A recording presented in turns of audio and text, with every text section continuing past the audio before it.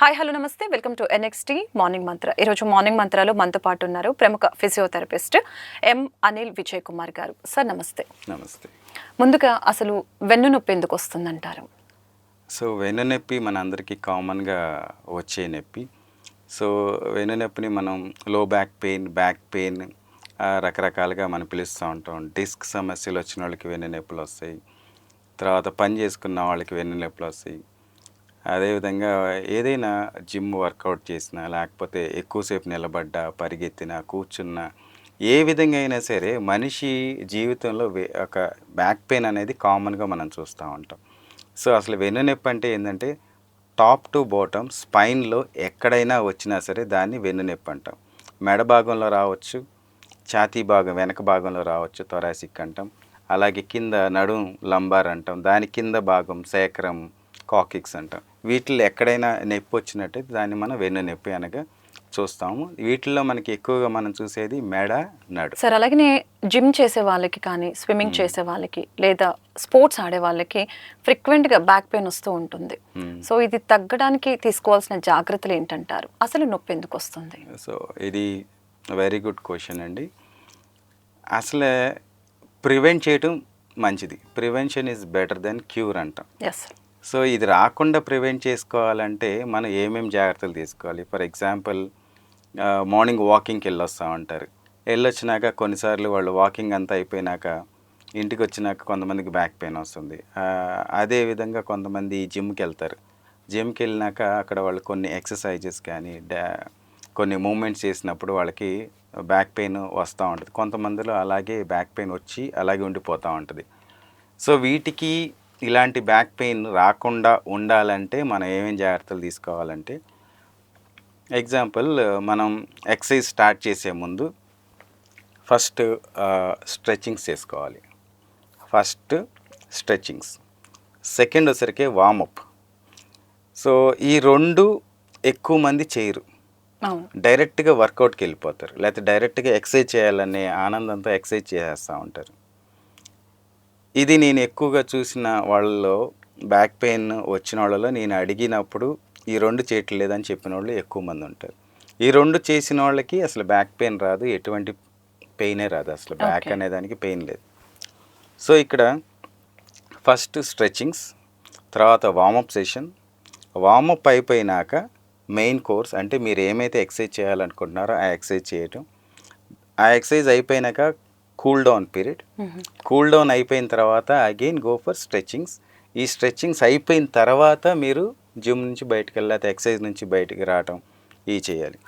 ఈ 5 పాయింట్స్ కనుక ఎవరైతే మిస్ చేస్తారో వాళ్ళకి ఆన్ అండ్ ఆఫ్గా బ్యాక్ పెయిన్ వస్తూనే ఉంటుంది. ఒకవేళ వచ్చిన వాళ్ళకి స్టిల్ వాళ్ళు ఇంకా వెళ్ళిపోయి ఎక్సర్సైజ్ చేయాలి అనుకుంటే, లేకపోతే వాకింగ్ అని ఇలాంటి చేయాలనుకుంటే ఆ బ్యాక్ పెయిన్ అనేది దాదాపు తగ్గదు.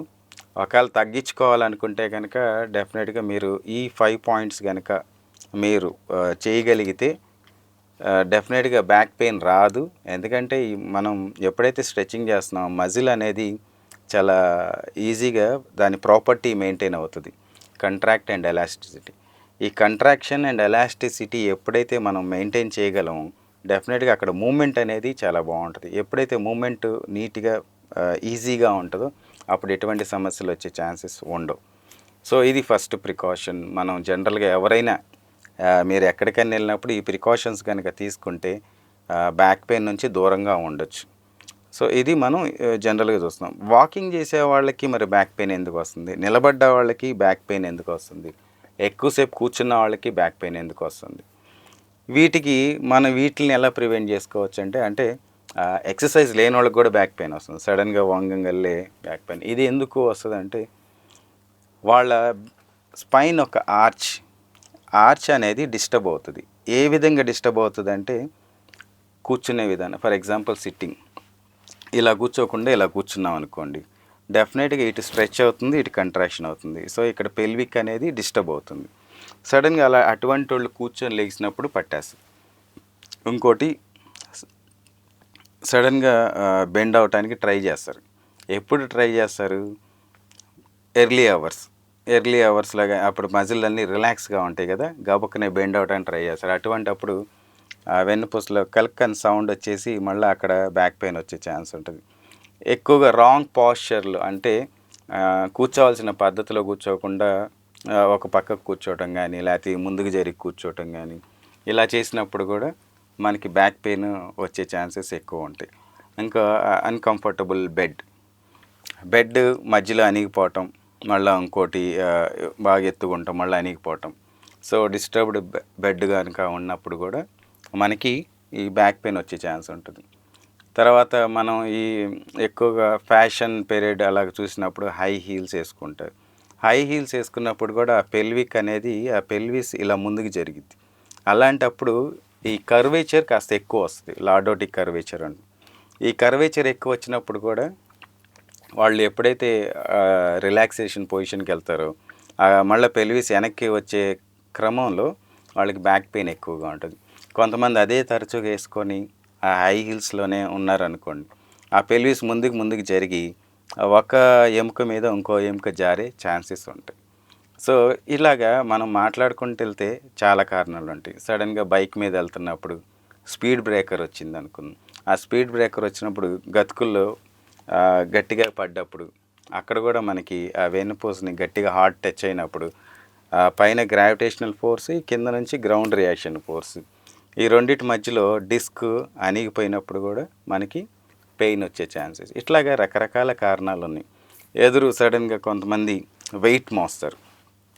ఎగ్జాంపుల్ జిమ్లో కనుక అంతే ఎగ్జామ్లో ముందు నుంచి లిఫ్ట్ చేసేటప్పుడు కరెక్ట్ యాంగిల్లో లేకుండా మనం లిఫ్ట్ చేసినా సరే ఎక్కువగా బ్యాక్ పెయిన్తో సఫర్ అయిన వాళ్ళు ఉన్నారు. అటువంటి కేసెస్ నేను చాలా ఎక్కువ చేశాను. ఇంకోటి ఎక్సర్సైజ్ చేసేటప్పుడు ఎక్సర్సైజ్ ఎండ్ రేంజ్లో స్ట్రెచ్చింగ్ ఎక్కువ ఇస్తారు. ఆ ఎండ్ రేంజ్లో స్ట్రెచ్చింగ్ ఇచ్చి బ్రీతింగ్ చేయమంటారు. స్ట్రెచ్ పూర్తిగా ఇచ్చి ఇక్కడ బ్రీత్ చేసి ఇంకాస్త స్ట్రెచ్ అవుతుంది. అప్పుడు ఇక్కడ వెనకాల మజిల్ టైర్ అవ్వచ్చు, లేకపోతే డిస్క్ కంప్రెషన్ ఎక్కువ అవ్వచ్చు, లేకపోతే ఇంకా వేరే ఏదో మెకానికల్ ఇంజురీ అన్న లోన్ అవ్వచ్చు. ఇటువంటి వాళ్ళందరికీ తరచుగా బ్యాక్ పెయిన్ అనేది చూస్తూ ఉంటారు. సో సడన్ ఫాల్ బాత్రూంలో సడన్గా జారి పడిపోయినప్పుడు కింద అడుగు భాగాల్లో ఉండే ఎముక కింద హిట్ అయిపోయి వంకరగా వెళ్ళిపోవటం లేకపోతే జరగటం, ఇటువంటి వాళ్ళు కూడా ఇది ఉన్న బ్యాక్ పెయిన్లో ఇది కాస్త ఇబ్బంది పడే బ్యాక్ పెయిన్. దీన్ని మనం సైంటిఫిక్గా చెప్పాలంటే కాక్సీడియా అంటాం. ఈ కాక్సీడియాలో కూర్చోలేరు, నిలబడలేరు, పండుకోలేరు, ఎట్లాగున్నా సరే నొప్పి వస్తూనే ఉంటుంది.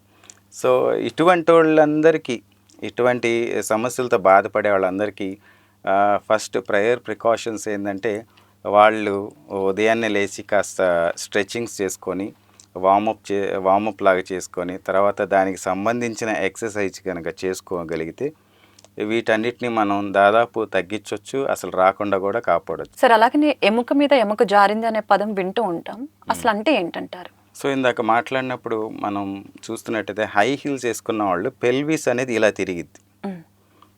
హీల్ వెనకాల ఇలా రేజ్ అయినప్పుడు ముందు పైన ఉండే పెల్విస్ ఇలా తిరిగిద్ది. సో ఇలా తిరిగినప్పుడు వాళ్ళు సడన్గా ఇంకాస్త హై హీల్ వేసుకొని నడవటానికి ఇంకాస్త ముందుకి జరుగుతుంది. సో ఇటువంటి సిచ్యువేషన్లో ఈ పెల్విస్ ఇలా ముందుకు వచ్చినప్పుడు ఏదైతే మనకి ఫోర్స్ ఉంటుందో ఆ ఎముక మీద పడి కిందకి జారే ఛాన్సెస్ ఉంటుంది. అట్లాగా బాగా కర్వేచర్ ఉన్న వాళ్ళకి బెండ్ అయినప్పుడు అది ముందుకి వచ్చే ఛాన్స్ ఉంటుంది. ఈ వేళల్లో మనం ఎక్కువ చూస్తాం. దీన్ని మన భాషలో చెప్పాలంటే స్పాండిలోలిస్థెసిస్ అంటాం. లెస్థెసిస్ అంటే ఎముక మీద ఎముక ముందుకి ఇలా జారటం. సో ఇది జారకుండా ఉండాలి అంటే ఏంటంటే మనం హై హీల్స్ని మ్యాక్సిమం అవాయిడ్ చేయటం బెటర్. అలాగే ఫ్లాట్ చెప్పులు వేసుకోవటం కూడా అవాయిడ్ చేయాలి. దాని తర్వాత మనకి ఆర్చ్ ఉన్నాయి మెయింటైన్ చేసుకోవటం బెటర్. ఆర్చ్ ఉన్న చెప్పులు కానీ ఆర్చ్ ఉన్న షూ కానీ వేసుకోవటం. సో ఇంకోటి ఇప్పుడు ఇందాక చెప్పినట్టు ఎగ్జాంపుల్ బైక్ మీద వెళ్తున్నారు, గతుకు వచ్చింది, గొంటు వచ్చింది, ఆ గొంట్లో సడన్గా పడ్డారనుకోండి, అప్పుడు కూడా ఆ ఎముక జారేటట్టు. వీటి వల్ల మనకి ఏమవుతుందంటే సివియారిటీ ఎక్కువ ఉంటుంది. దీంట్లో గ్రేడ్స్ అనేవి ఉంటాయి. Grade 1, grade 2, grade 3, grade 4. Grade 1, grade 2 నార్మల్గా కరెక్షన్కి ఎలిజిబుల్, ఎవరైనా కరెక్షన్ చేయొచ్చు. ఫిజియోథెరపిస్ట్ చేయొచ్చు, డాక్టర్ చేయొచ్చు, కైరోప్రాక్టిస్ చేయొచ్చు, ఆస్టియోపతిస్ట్ చేయొచ్చు. గ్రేడ్ 3, గ్రేడ్ 4 వాళ్ళు ఖచ్చితంగా సర్జరీకి వెళ్ళాల్సింది. ఒక ఎక్స్పర్ట్ అయితే కనుక కూడా ఒక థెరపిస్ట్ కానీ దాన్ని కూడా కరెక్ట్ చేయొచ్చు. బట్ ఎక్స్పర్ట్ కాకపోతే దాన్ని డెఫినెట్గా వాళ్ళు సర్జికల్ ప్రొసీజర్కి వెళ్ళాల్సి వస్తుంది. సో ఇంత దూరం వెళ్ళకుండా వాళ్ళకి ఎప్పుడైతే బ్యాక్ పెయిన్ వస్తుందో, ఎప్పుడైతే వాళ్ళు డయాగ్నోస్ చేయబడతారో ఎముక మీద ఎముక జారిందని, ఇమీడియట్గా ఫిజియోథెరపిస్ట్గా దగ్గరికి వెళ్ళినా వాళ్ళు నీట్గా మళ్ళీ ఎముకని నార్మల్ అలైన్మెంట్ చేసేసి పంపిస్తారు. ఆర్ఎల్స్ కైరోప్రాక్టర్ దగ్గరికి వెళ్ళినా వాళ్ళు నార్మల్ అలైన్ చేసి పంపిస్తారు. ఇక్కడ సడన్గా వెంటనే ట్రీట్మెంట్ చేయగల అవుతుంది అనేది కూడా చెప్పలేం. ఎందుకంటే వాళ్ళు ఆ డాక్టర్ చేసే డయాగ్నోసిస్ ఏ గ్రేడ్లో ఉంది, ఎంత రేంజ్లో వాళ్ళకి ముందుకు జరిగింది, ఏ డిగ్రీస్లో ఉంది, ఇవన్నీ క్యాలిక్యులేట్ చేసుకొని అనాలిసిస్ చేసుకొని ఆ ఎముకని నీట్గా మళ్ళీ అలైన్ చేసుకునే వాళ్ళ దగ్గర అయితే ఈజీగా అయిపోతుంది. ఏది పడితే అది చేసే వాళ్ళ దగ్గరికి వెళ్తే ఇంకా ఎక్కువ అవుతుంది, వర్స్ట్ అవుతుంది. కొంతమంది ట్రీట్మెంట్ అన్ని చోట్ల తిరిగి చేసుకున్నామండి, చాలా ఫేమస్ డాక్టర్స్ దగ్గరికి కూడా వెళ్ళాం, కానీ మాకు నొప్పి అంతే ఉంది అంటారు. ఇక్కడ ప్రాబ్లం ఏంటంటే ఏ ఎముకని మనం లూజ్గా లాగాలి, ఏ ఎముకని అలైన్ చేయాలనేది తెలియాలి. ఇది తెలిసిన ఏ డాక్టర్ అయినా సరే దాన్ని ఈజీగా అలైన్ చేసేస్తారు. సో ఇది జనరల్ మెడిసిన్స్కి అయితే తగ్గదు. ఎప్పుడైతే వాళ్ళు అలైన్ చేసుకోగలుగుతారో ఎముక మీద ఎముక జారింది ఈ విధంగా, అప్పుడు వాళ్ళకి నొప్పి అనేది రాకుండా ఉంటుంది. So better is prevention is better than cure అన్నారు. ఎందుకంటే ఈ రాకుండా ఉండటాని కోసమే మనం జిమ్కి వెళ్తున్నాము, లేకపోతే ఎక్సర్సైజ్ చేస్తున్నాం, ఇంకా వేరే హెల్త్ బెనిఫిట్ అయ్యే ప్రతి ఒక్కటి మనం ప్రాక్టీస్ చేస్తున్నాం. ఈ ప్రాక్టీస్ చేసేటప్పుడు ఈ 5 పాయింట్స్ ఎవరైనా సరే ఈ 5 పాయింట్స్ కనుక నేను ఫస్ట్లో చెప్పిన ఇంప్లిమెంట్ కనుక చేయగలిగితే అటువంటి వాళ్ళకి బ్యాక్ పెయిన్ లేకపోతే బ్యాక్ సమస్యల నుంచి దూరంగా ఉండొచ్చు. Thank you so much sir. వెన్నుపూస నొప్పికి సంబంధించి చాలా డౌట్స్ని అయితే చాలా బాగా నివృత్తి చేశారు. సో ఇదంటే ఈరోజు మార్నింగ్ మంత్రాలు ప్రముఖ ఫిజియోథెరపిస్ట్ ఎం అనిల్ విజయ్ కుమార్ గారితో కార్యక్రమం. రేపు మరొక డాక్టర్తో మళ్ళీ కలుద్దాం. నమస్కారం.